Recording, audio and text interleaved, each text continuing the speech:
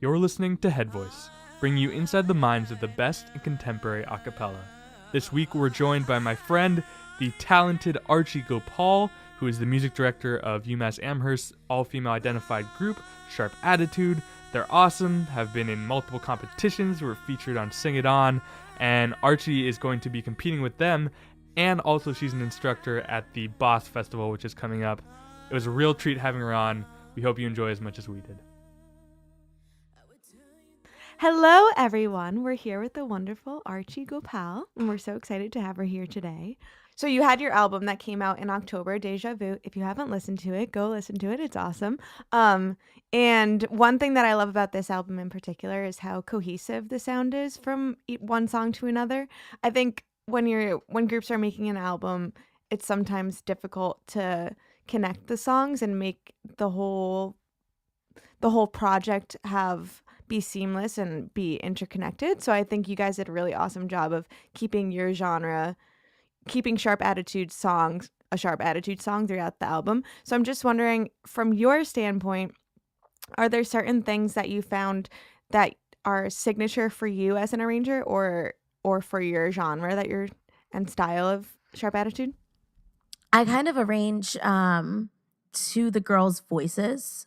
So I know that, let's say Sam has an amazing belt, but she's a soprano. I might have her hop down to something that I've written for the mezzo because I know that she can sing it better than the mezzo. So I try to do my best to arrange per the girls' voices. And regarding our album, that's really it's really a reflection of the process that we took. We kind of expedited the process for our album. We wanted it a little bit faster. We wanted to release it after Sing It On aired, which is what we did. And so we had a vision as a group. We shared our vision with our producer, Angela, and she mixed our entire album. So having several people mix is kind of something that we didn't want to go for. She kind of had a vision with us, and she created her idea. So it's not just us on that album, you know what I mean? It's a collaboration of Sharp Attitude. Shams came in, and along with Angela, they both kind of tag teamed Overdubs on our album. So our album has such a cohesive sound because it's a constant vision from Angela and Shams and Sharp Attitude, and some help from some other production people along the way. So I was at a next level session with you at the vocal company this last summer, and I think maybe those small amount of people who got to hear you, talk more about your process with Sharp and everything, and hearing, them talk about working with the nor'easters and stuff, there's this concept of overdubs, which honestly was new to me even until the last summer. So I was just wondering if you could explain what that is to the layperson, because I think when a lot of people go in to record an album, it's like, I do what is in the sheet music, and that is the end of the story. So what is an overdub? So overdubs are basically things that you add onto your arrangement in order to make your arrangement sound more full. So we recorded, if we had just recorded from our sheet music, our album would not be what it is today. There's not as much to work with in terms of mixing, and so it makes it more interesting, and it kind of pulls out and fills out the arrangement. So what happened with us was that we had never recorded before, and me not being the most I'm not the fastest arranger, so I wasn't able to kind of add things onto my arrangements in time. So whereas in a live setting, we were 8 people, on our album, we have multiple tracks of multiple different people singing multiple different things. But what I love about our album is we still adopt that small all-female group sound. It doesn't sound like we're 16 people big, which is awesome. So basically what Shams did was he came in and he was like, all right, I think the arrangement is missing some pads on this side, or I think it needs some texture here. The hexachords, for example, had a different process where they've arranged previously. The hexachords have recorded previously with the vocal company, and Craig actually just arranged overdubs and had everyone learn them, and they all sat down and they did it. But in our case, we needed help, and we got some awesome help from some awesome people. Cool. And just along the lines of you being music director, I was just wondering, are there any techniques or exercises that you sort of implemented to make sure everyone knew their part or everyone was in tune when they had to be in tune, and with all the dynamics and all of that? For me, there's no doubt in my mind, acapella is a passion and something that I spend way too much time working on when I really should be studying. But those girls, they have other priorities, you know? So something that I do ask of them is to have their music. I give them checks. So I say like, okay, by next Monday, you need to know this much of the song. We use Note Flight because it's very user friendly for the girls, and they're able to listen to their own part. I don't have to export it as MIDIs. People lose their MIDIs. They just go onto Note Flight, they learn their part, they come in and they have their part learned so that we can then work on dynamics and other little technical things according to the fact that they have their part learned. But they have to come in and learn their part, right? And I think that's something every group probably struggles with. Maybe it's just us, but is that like, I need to light a fire under their butts and say like, you need to have your part learned so that we can work on things. Because if they don't, then we can't, and it holds the group back. So you mentioned that you are the music director only for this year in your senior year, and obviously the group has achieved a lot in the last couple years. So I guess, what is the legacy that you're hoping to leave behind with the group, and how are you setting the group up for future success after you're gone, and what is your role going to be, after you graduate? So we have already picked our officers for next year. That's something that the music director and whichever other leader does.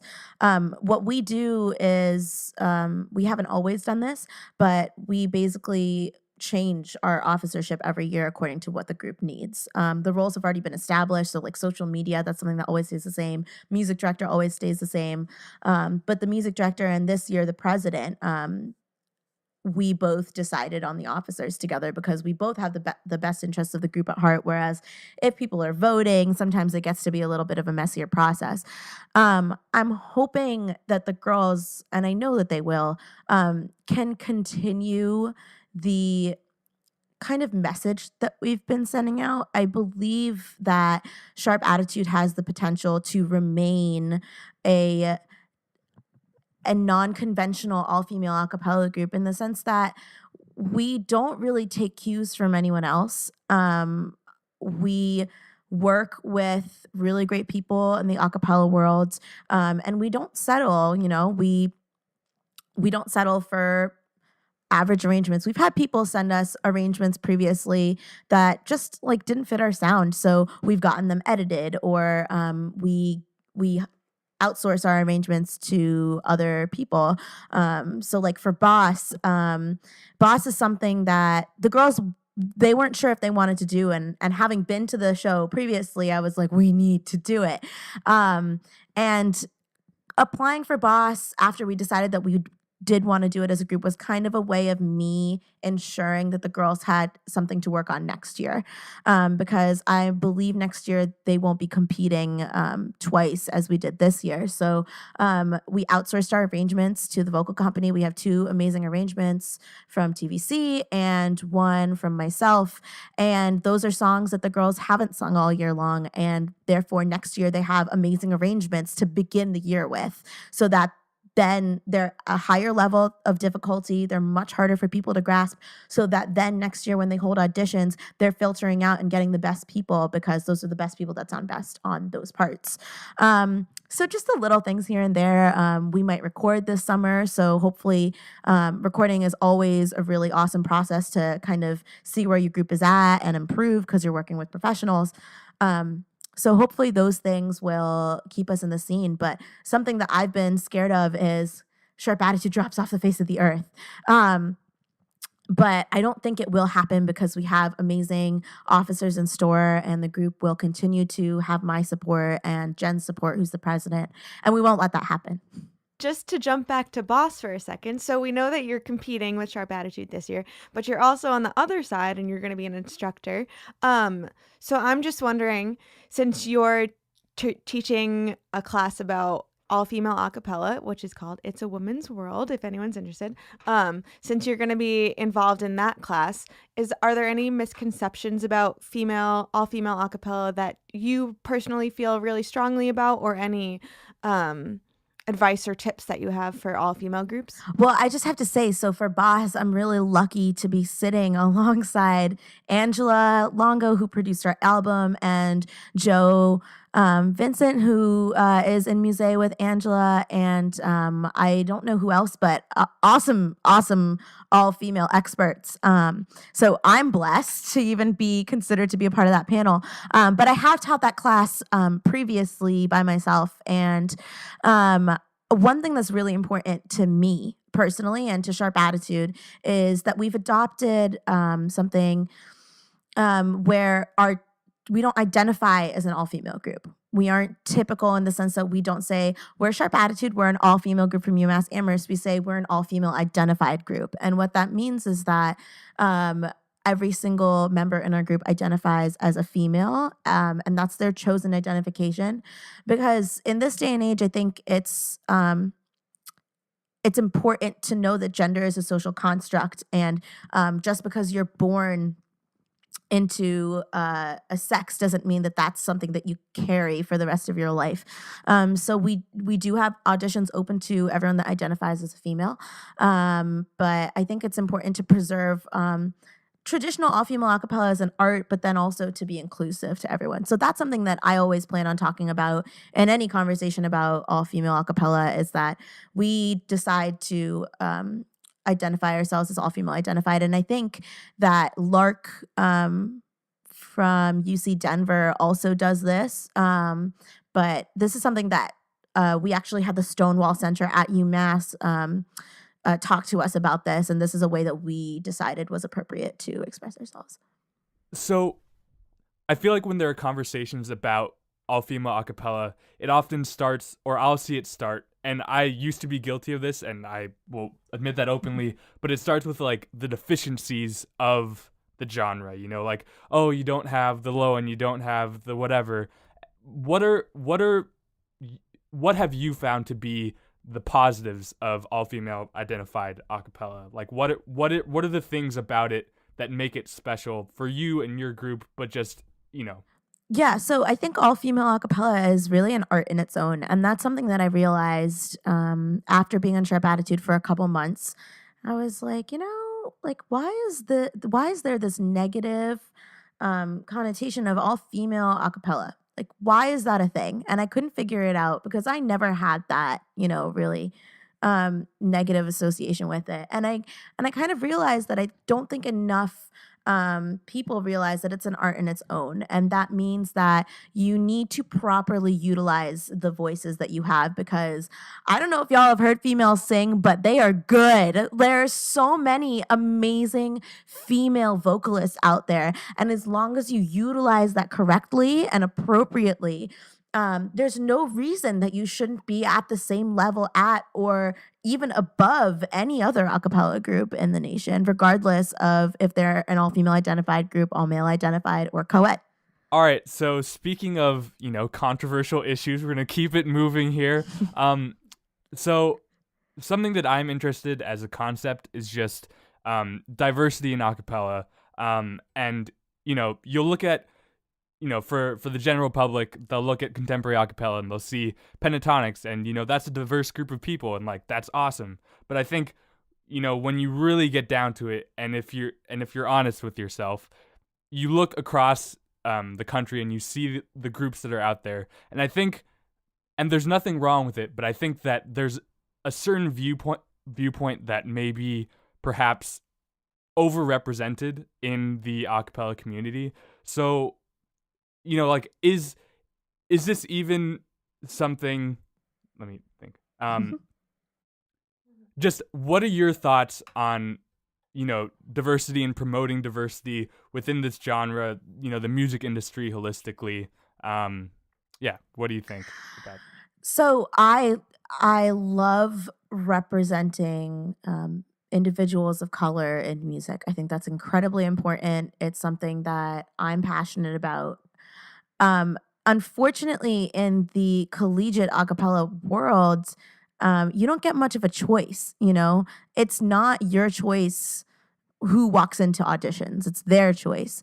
So it really depends on the year. I mean, Sharp Attitude is extremely blessed that this year and last year we are like minority white. We are majority women of color, which is amazing.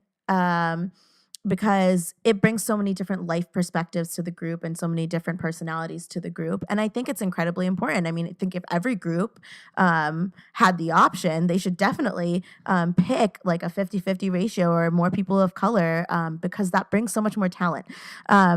In our case, we have 2 classically trained Indian Carnatic singers.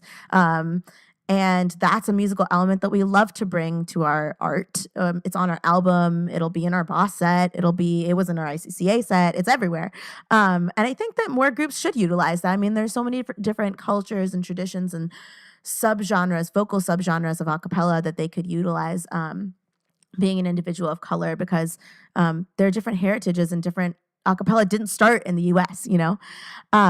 But yeah, unfortunately, we don't get the option, and it really depends on like where you live. Like groups in the South, they don't have much of the option, and generally, people of color, a cappella might not be something that's the first thing on their mind, depending on their culture and their tradition. So, I think like awareness is really important.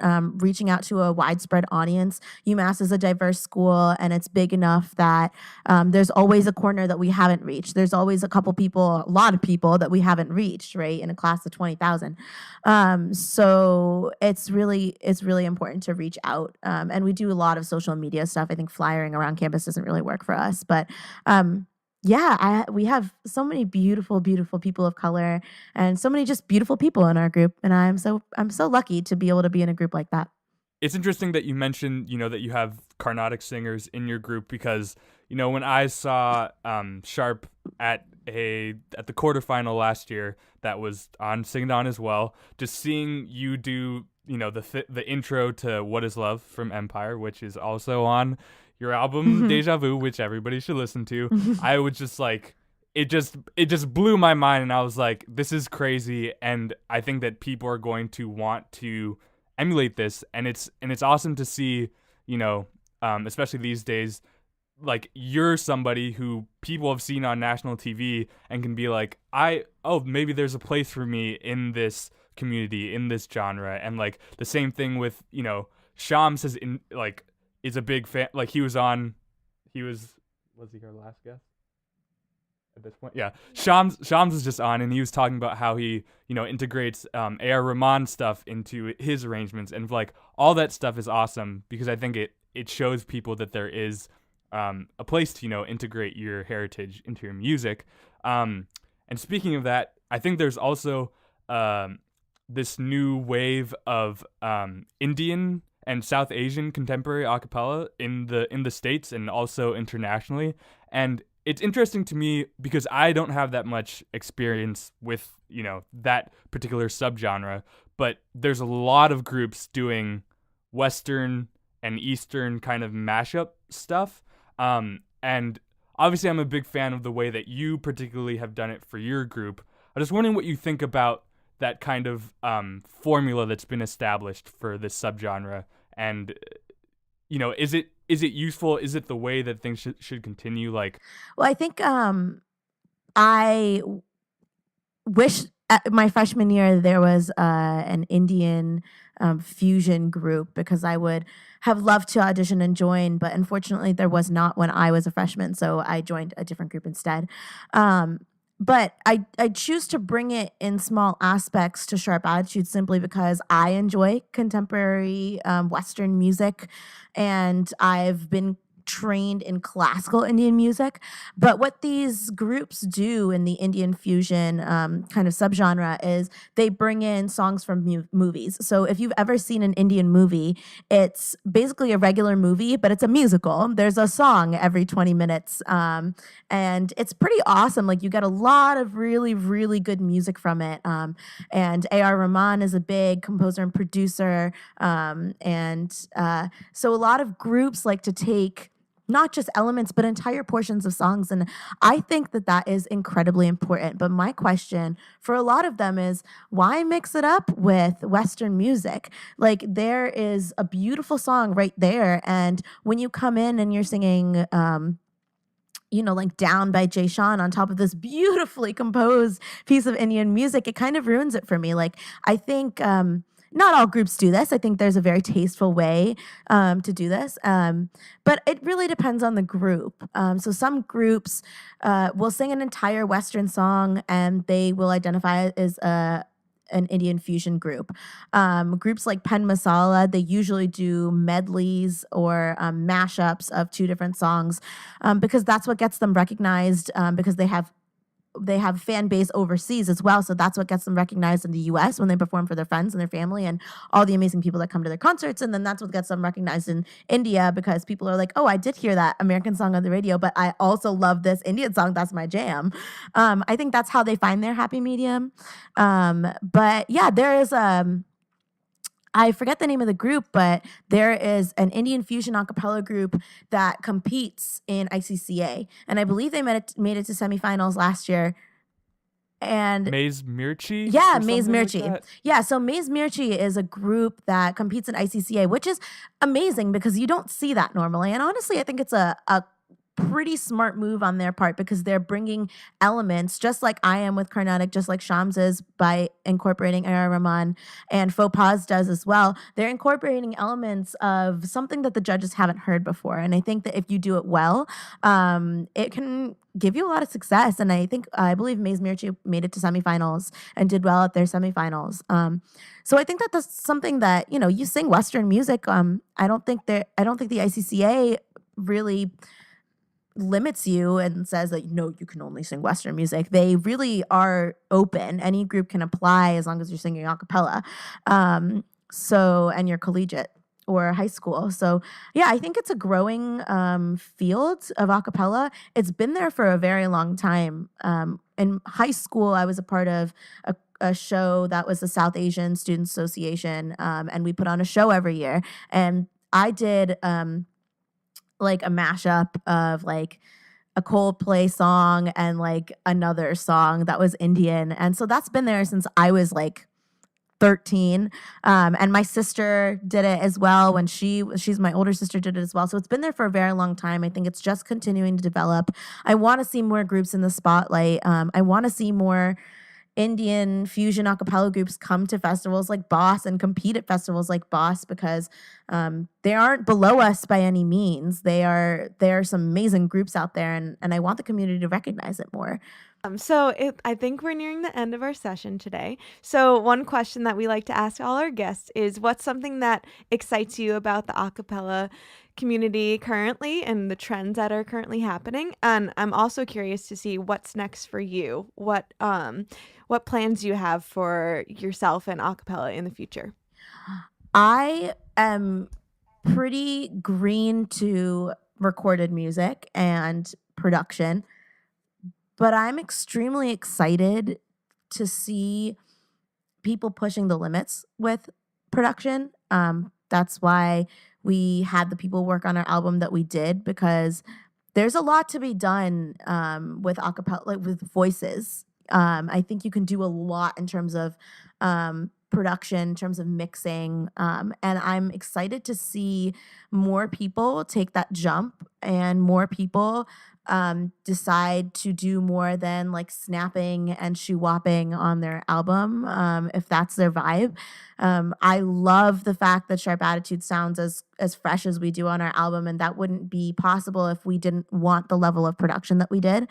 I love that little things like in Honeymoon Avenue, the Nor'easters version of Honeymoon Avenue, the beginning, if you listen very closely, there's like the busy street noises, there's cars honking.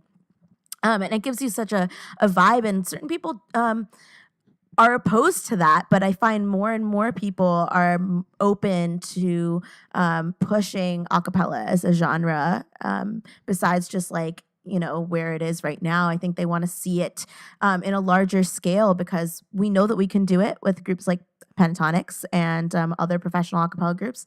And I'm really excited to see where that goes. I'm also excited to see groups make it to the level of the Pentatonics. I want to hear more a cappella on the radio. And I want to hear more good a cappella on the radio. I think the Pentatonics are really, really an awesome group. They made the leap to record an album of all originals that, like, so many people know. It was on the radio. They're the first a cappella group. I think they're the first a cappella group to do so. And I want to see more from that. I want to be a part of a group that does that. So in terms of my future with a cappella, I had a huge life-changing realization that maybe this is something that I want to pursue in my future, after, of course, 4 years of being an animal science major. So I'm really excited to see how far I can push myself. I am going to be learning a lot about a cappella production and music production this summer. Hopefully do work on some solo tracks, and some projects, and see where my original songwriting process takes me.